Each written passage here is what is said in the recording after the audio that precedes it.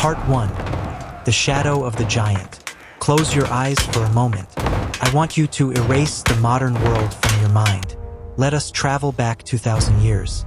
We do not begin in a quiet village. We begin at the terrifying center of the earth, Rome. Look at it. A city of blinding white marble, basking under the harsh Mediterranean sun. The Colosseum rises like a mountain of stone. Can you hear that rhythm? Thump, thump, thump. That is the heartbeat of the empire. The sound of the Roman legions marching. From the fog of Britain to the burning sands of Egypt, this war machine held the throat of the world in an iron grip. It was a time of order, a time of law, but it was a peace purchased with the edge of a sword. And standing at the very summit of this pyramid of power was one man, Caesar Augustus. Look at him. He wasn't just an emperor. The Senate called him filthiest, son of a god. When Augustus moved a finger, nations trembled. He believed he was the savior of the world.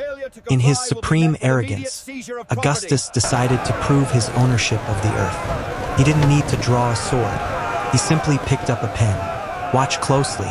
A single drop of red ink, a signature on a parchment. The whole world must be counted. A census. Why? For taxes, for control. To remind every human being that they were nothing more than a number in his book. He wanted to know exactly how much gold he owned. The order rippled out like an earthquake. Across the empire, millions of people were forced to pack their lives and move. The roads choked with dust and desperation. To the soldiers, they were just cattle. To the tax collectors, they were just coins falling into a chest. Augustus thought he was writing history. He thought he was building his legacy. But he was wrong. He didn't know that he was merely a pawn in a game played by a much higher power. He didn't know that his greedy decree was actually paving the road for the end of his own gods.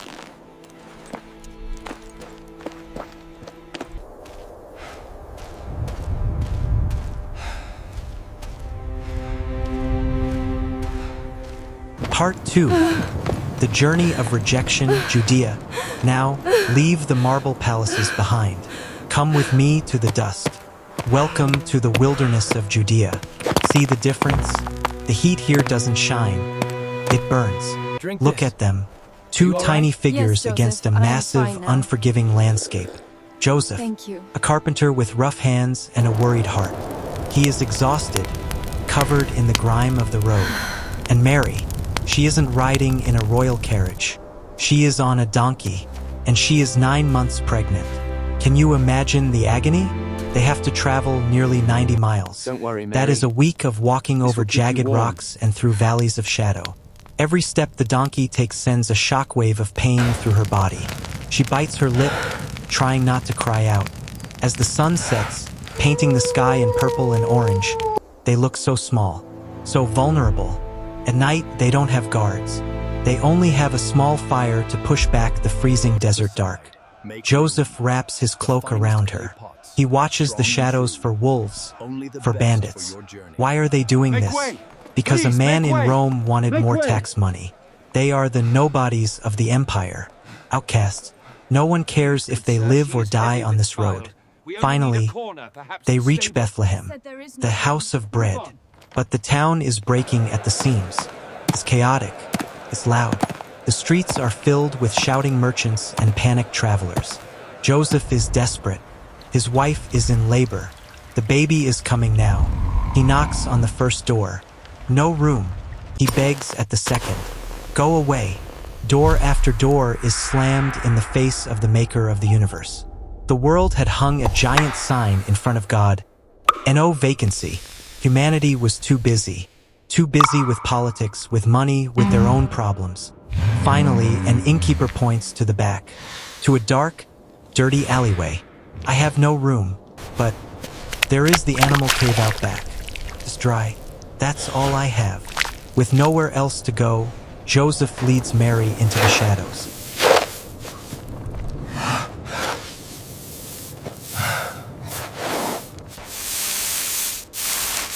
Part 3. The crime scene. The stable. Stop. I want you to shatter the illusion of the Christmas cards you've seen. Forget the clean wooden barns and the golden straw. This was a cave, a hole cut into the limestone rock. It is pitch black. Joseph strikes a flint, a spark. An oil lamp flickers to life.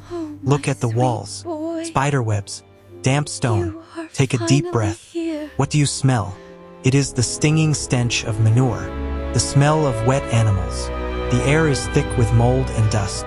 The floor isn't wood. It is mud mixed with filth. This is the lowest place in society. A place where you wouldn't even want to leave your shoes, let alone a newborn baby. Watch Joseph. With his bare hands, he frantically cleans out a stone feeding trough, a manger, a place where cows drool and eat. He scoops out the rotting hay. He tries to make a soft bed in a hard world. And in the corner, Mary fights through the pain. No doctors, no nurses, just the cold stone and the heavy breathing of an ox. And then, silence. Long pause, a soft golden light fills the cave. A cry pierces the night. Look at him. The God who holds the galaxies in his pocket is now a red, wrinkled, fragile baby. His skin touches the rough straw. He is wrapped in simple rags. He is placed in a feeding trough. Why? This is the question that haunts us. Why here? If you were God, coming to save the world, wouldn't you choose the palace? The temple in Jerusalem? Why the filth? Why the shame? Because this wasn't an accident. This was a message.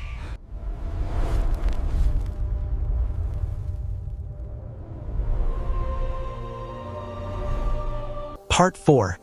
The Divine Paradox and the Coup. This is the Divine Paradox.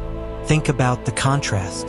At this exact moment, in Rome, Augustus sleeps in a bed of silk and gold, guarded by thousands of elite soldiers, believing he holds the world in his hand. In Bethlehem, the true king sleeps in a stone trough, guarded by a donkey, stripped of all glory. Rome worships power. God chooses weakness. Rome worships pride. God chooses humility. And who gets the invitation to the premiere? The sky tears open, an explosion of light. But the angels don't fly to Rome. They don't sing for Caesar. They sing for shepherds, men who smelled like sheep, men who were considered unclean, the outcasts of society. Their testimony wasn't even accepted in court. But God chose the people nobody wanted to be the first to see the Savior everyone needed. The shepherds run. They stumble into that dirty cave. And there, the highest and the lowest meet. Do you see it? The stable has no doors. The stable has no locks. The stable has no guards.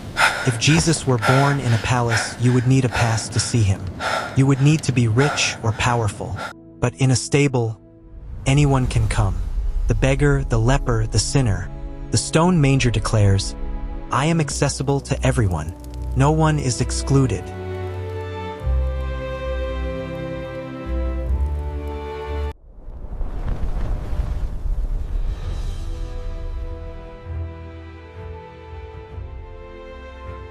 The Arch of Titus is there, reminds us of the grandeur. But look around. The empire is now just a ruin. Part 5. The Revolution of Love. Now, fast forward the tape of history. Where is the mighty Roman Empire today? It is ruin and rubble. The statues of Augustus are broken, headless, gathering dust in museums. His legions are dust. No one kneels to Caesar anymore. But the baby in the manger? 2,000 years later, billions of people around the globe still bow their knees to him. He didn't conquer the world with a sword. He conquered it with a sacrifice. He didn't build an empire of stone. He built a kingdom of hearts. So what does this story mean for you right now? Maybe you feel like that stable. Maybe your life feels messy, chaotic, dark. Maybe you have corners of your heart that smell like regret. Places you hide from the world because you think you aren't good enough or clean enough. Listen to me. God is not looking for a clean palace. He is looking for a humble heart. If the creator of the stars can turn a dirty feeding trough into a royal throne, imagine what he can do with your life. The humble revolution didn't start in a castle. It started in the dirt. And tonight, the question is not about history. It's about you. Will you open the door of your stable?